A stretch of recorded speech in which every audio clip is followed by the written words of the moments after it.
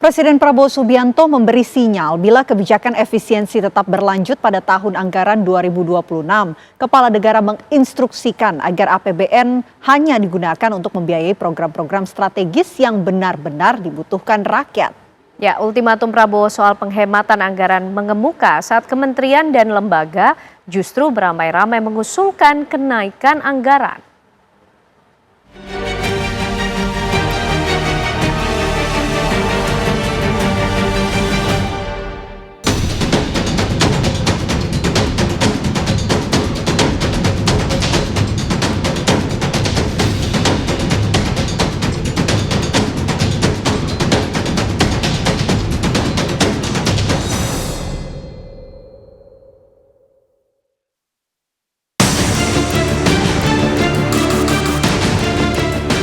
Presiden Prabowo Subianto tak henti mewanti-wanti pembantunya agar tetap irit dengan menjaga defisit anggaran. Prabowo tak ingin para menteri jor-joran membelanjakan anggaran di luar program strategis yang telah ditetapkan. Anggaran pendapatan dan belanja negara (APBN) diminta hanya dipakai membiayai program yang benar-benar dibutuhkan rakyat. Pernyataan Prabowo ini seolah menegaskan bila kebijakan efisiensi bakal terus berlanjut. Namun mengapa di tengah keinginan penghematan itu, para menteri kini justru beramai-ramai mengusulkan kenaikan anggaran? Harusnya kementerian-kementerian itu sensitif gitu loh. Kalau jangan cuma dikit-dikit minta penambahan anggaran. Kenapa bisa melebar nanti defisit bisa sampai mendekati 3%? Ini kondisi ekonomi baik global maupun nasional itu kan sedang tidak baik-baik saja. Sebagai contohnya adalah indeks manufaktur kita itu kan terus di bawah 50 nih, udah beberapa bulan. Di bawah 50 itu artinya kan kinerja pabrik-pabrik di kita itu sedang mengalami penyusutan karena pesanannya sepi gitu. Jadi bukan tanpa alasan kalau Kementerian Keuangan itu mengalokasikan anggaran sekian itu sudah dihitung gitu. Jadi harus ada sense of krisis lah. Ihwal efisiensi yang tetap menjadi arah kebijakan fiskal pemerintah mengemuka dalam rapat terbatas di Istana Kepresidenan pada 22 Juli 2025 lalu.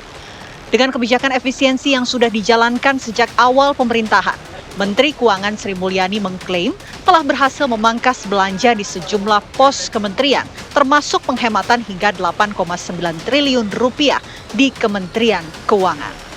Proyeksi defisit APBN 2025 juga diperkirakan sebesar 2,78% dari produk domestik bruto yang mencerminkan keseimbangan antara penerimaan dan belanja negara.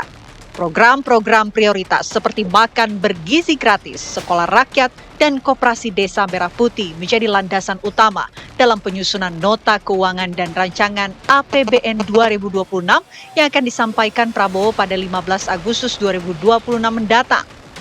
Arahan Bapak Presiden sudah sangat lengkap, reform di sisi penerimaan negara tetap dilakukan sehingga kita bisa mendapatkan penerimaan negara yang memadai. Belanja difokuskan kepada program-program penting, baik itu di bidang yang tadi telah saya sebutkan. Kemudian defisit harus dijaga pada level yang baik dalam hal ini. Seperti yang sudah disampaikan di DPR, range-nya saya laporkan kepada Bapak Presiden dan beliau mengatakan apabila bisa dibuat sehingga market confidence bagus, ekonomi kita tetap jalan, support terhadap ekonomi melalui APBN, counter cyclical bisa jalan. Kepala negara juga memberikan arahan untuk terus mendorong deregulasi sehingga perekonomian nasional bisa terus tumbuh. Kemudian Bapak Presiden menekankan untuk berbagai langkah-langkah deregulasi sehingga perekonomian bisa tumbuh, tidak selalu tergantung kepada APBN. Jadi dalam hal ini berbagai perbaikan dari regulasi-regulasi agar mempermudah dunia usaha, investasi, perdagangan, dan terutama juga mendorong banyak danantara serta tata kelola yang baik. Sebelumnya, sebanyak 30 kementerian dan lembaga negara kompak meminta tambahan anggaran untuk APBN tahun 2026. Besarannya bervariasi, tapi yang paling jumbo diajukan oleh Kementerian Pendidikan Dasar dan Menengah yang meminta tambahan anggaran hingga 71,11 triliun rupiah. Polri sebesar 63,7 triliun rupiah, serta Kementerian Perumahan dan Kawasan Permukiman sebesar 48,03 triliun rupiah. Para menteri dan lembaga menyatakan usulan kenaikan terpaksa dilakukan lantaran kebanyakan jatah anggaran mereka dikurangi dari tahun sebelumnya, imbas kebijakan efisiensi yang digaungkan Presiden Prabowo. Bagi anggota DPR, kawan-kawan kementerian maupun kawan-kawan kelembagaan wajib mereview ulang, mengkoreksi ulang anggaran-anggaran mana yang prioritas dan mana anggaran-anggaran yang tidak perlu dilakukan, ya kita kurangilah sehingga kedepannya apa yang dicanangkan oleh Pak Presiden bisa tercapai. Pak Presiden ingin bahwa kita mentas daripada kebodohan, mentas daripada pendidikan. Pak Presiden juga ingin kita punya anggaran militer yang bagus, karena kan sekarang sudah zamannya strategis sekali kan, termasuk anggaran-anggaran yang untuk cyber, untuk teknologi juga Pak Presiden ingin mengembangkan secara serius.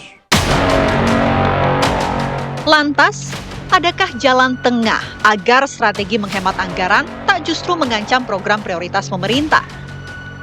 Permintaan untuk penambahan anggaran menurut saya lebih kepada ini sifatnya komplementer saja. Karena apa? Karena pemerintah sudah punya program prioritas, Mas. Apalagi kan kemarin ditambah lagi ada 7 PSN proyek nasional yang ditetapkan.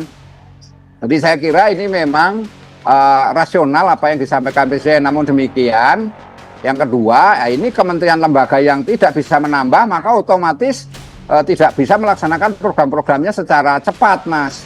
Bagaimana kemudian pemerintah melakukan sinkronisasi? Sekarang harus dipetakan lagi anggaran-anggaran mana yang dibutuhkan pemerintah yang memang bersifat sangat urgent gitu, Mas, sangat prioritas.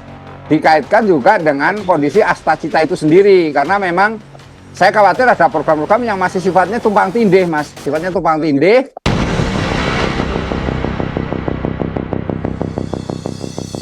Di tengah komitmen mengencangkan ikat pinggang, permintaan tambahan anggaran memang berpotensi semakin membebani keuangan negara.